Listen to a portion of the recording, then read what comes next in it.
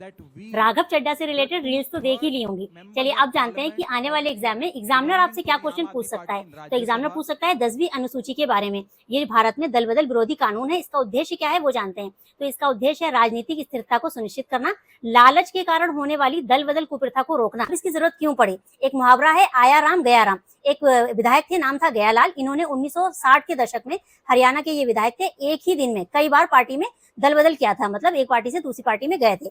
ऐसी घटनाओं को रोकने के लिए ही 10वीं अनुसूची को दल बदल विरोधी कानून को 52वें संविधान संशोधन के द्वारा 1985 में जोड़ा गया। ये कानून एमपी और विधायकों के पार्टी बदलने पर उनकी सदस्यता समाप्त कर सकता है, लेकिन इसके प्रमुख प्रावधान क्या है वो जानते हैं। तो यहाँ पर अयोग्यता का आधार क्या होगा कि यदि कोई निर्वाचित सदस्य स्वेच्छा से पार्टी की सदस्यता छोड़ देता है या फिर पार्टी के जो भी रूल और रेगुलेशंस हैं उनके विरुद्ध वोट करता है या फिर मतदान में अनुपस्थित रहता है, तो वो अयोग्य घोषित हो सकता है।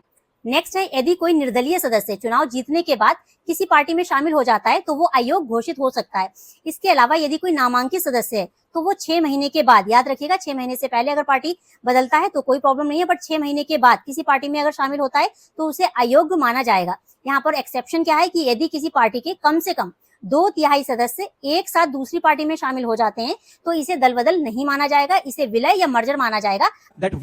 The 2/3 members of parliament of the belonging to the Aam Aadmi Party in Rajya Sabha exercise the provisions of the Constitution of India and merge ourselves with the BJP. हम बीजेपी में विलय करते हैं। पहले ये जो सीमा थी वो 1/3 की थी। 2003 में 91 संविधान संशोधन के द्वारा 2/3 कर दी गई है। अब यहाँ पर ये देखते हैं कि अयोग्यता का जो अंतिम निर्णय वो कौन देगा, तो जो पीठासीन अधिकारी होंगे उनके द्वारा किया जाएगा। पीठासीन अधिकारी लोकसभा है तो लोकसभा के स्पीकर, राज्यसभा है तो राज्यसभा के सभापति, बट अगर विधायकों का मामला है तो विधानसभा के जो अध्यक्ष होंगे वो।